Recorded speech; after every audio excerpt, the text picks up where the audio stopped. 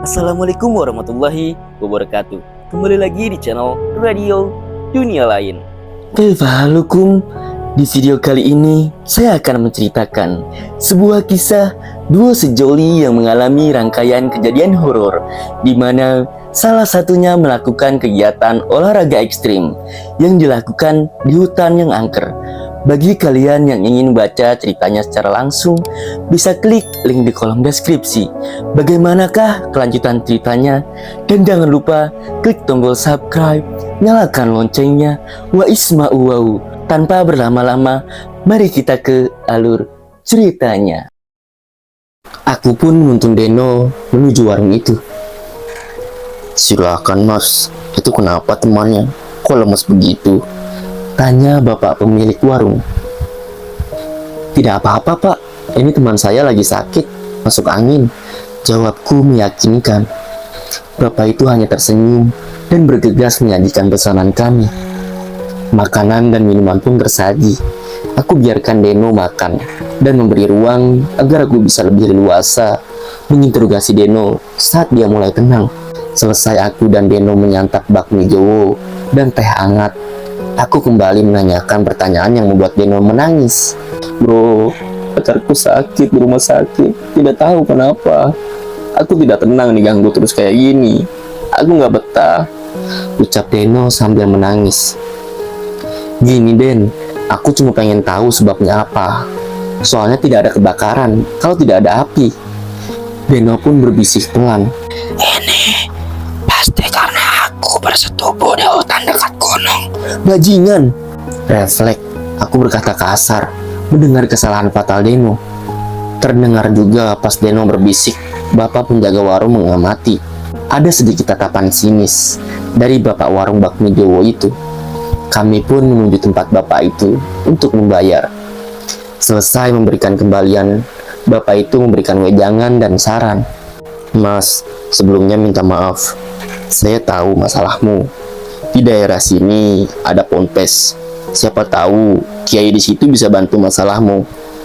Sambil memberikan wejangan dikit, bapak itu memberikan kertas berupa alamat ponpes itu sambil membenarkan pecinya.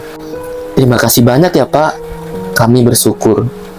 Kami pun menuju ponpes itu, meninggalkan warung bakmi Jowo itu. Lama kami menyusuri jalanan sepi, kemudian mobil sudah tidak bisa masuk karena jalan sudah tidak muat oleh mobil. Kami mencari, ada warung kecil mirip angkringan. Aku pun bertanya, permisi, mau tanya, ponpes A itu di mana ya? Oh, ponpes itu mas, kamu lewat belakang desa ini. Nanti ada sawah, jalan kaki 15 menit. Soalnya tengah-tengah sawah dan mobil nggak bisa masuk.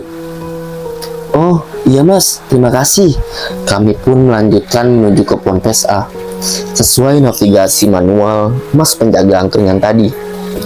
Sampailah pada ujung desa. Benar adanya, ini jalan buntu yang kita lewati tadi. Kami pun parkir mobil di salah satu kebun dan berjalan menuju ponpes A.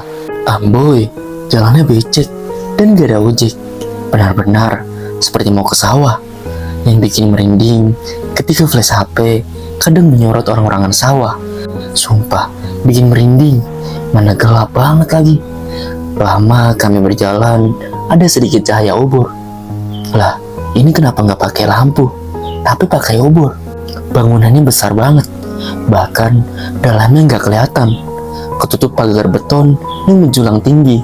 Dengan gerbang depan ada 2 obor besar. Assalamualaikum. Aku mencoba menyapa orang di dalam ponpes. 2 kali kami berteriak, tidak ada sama sekali jawaban. Kemudian kami berteriak lagi untuk yang ketiga kalinya. Gerbang yang bisa dibilang besar banget terbuka sendiri. Di kejauhan tampak wujud besar berbadan kekar mendekati kami. Pria dengan perawakan besar mirip Agung Hercules. Waalaikumsalam warahmatullahi wabarakatuh. Ada keperluan apa malam-malam kesini? Ucap pria itu. Begini mas, kami kesini ada maksud untuk bertanya dan bertemu kiai di sini. Oh, engkih, saya paham. Monggo. Kami pun diantar menghadap kiai di ponpes ini. Kami berjalan di setiap lorong. Terdengar suara orang mengaji, cukup ramai. Hati adem sekali.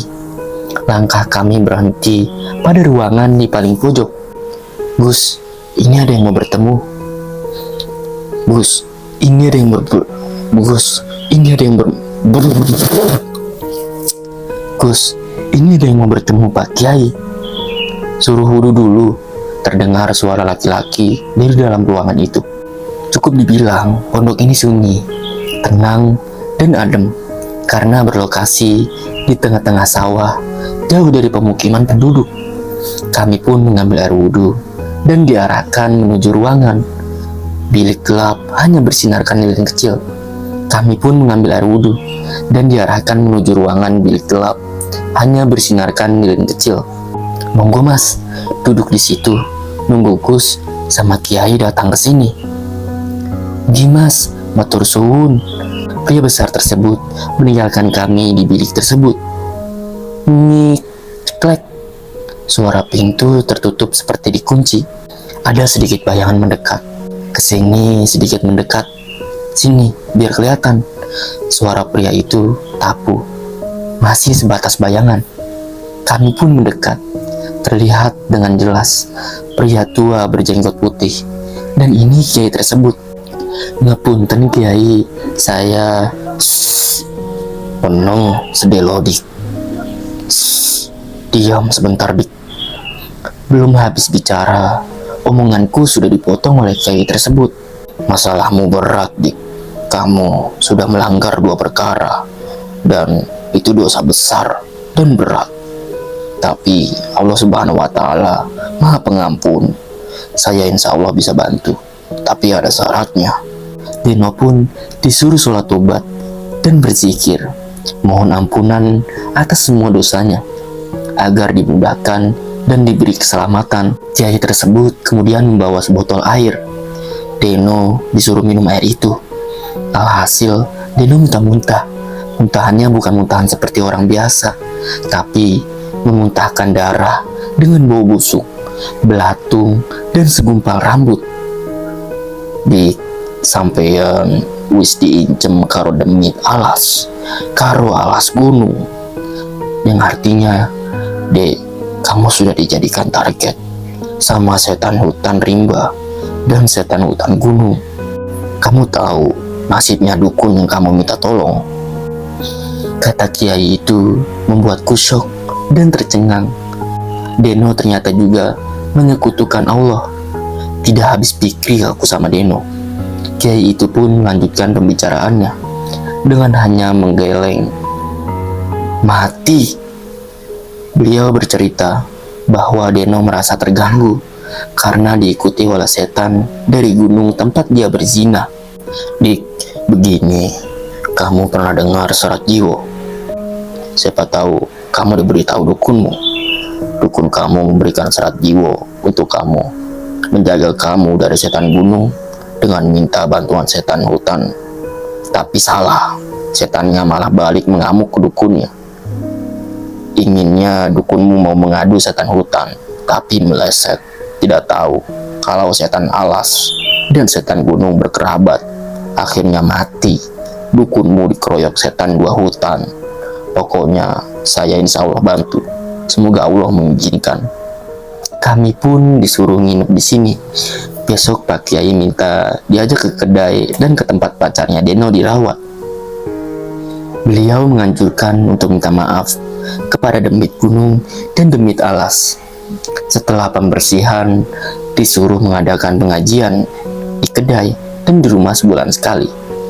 Setelah pembersihan, disuruh mengadakan pengajian di kedai dan di rumah sebulan sekali, guna membuat makhluk halus yang jahat tidak mengganggu. Kini Deno lebih religius dan pacarnya telah sembuh. Banyak pelajaran yang Deno dan pacarnya terima. Kini mereka bisa bernafas lega dan berencana menikah. Alhamdulillah. Tamat.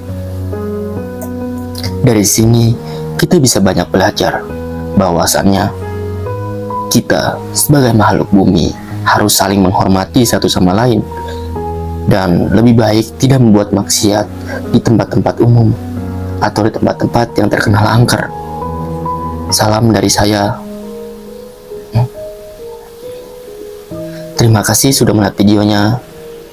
Semoga kalian diberi kesehatan selalu, dan bila kalian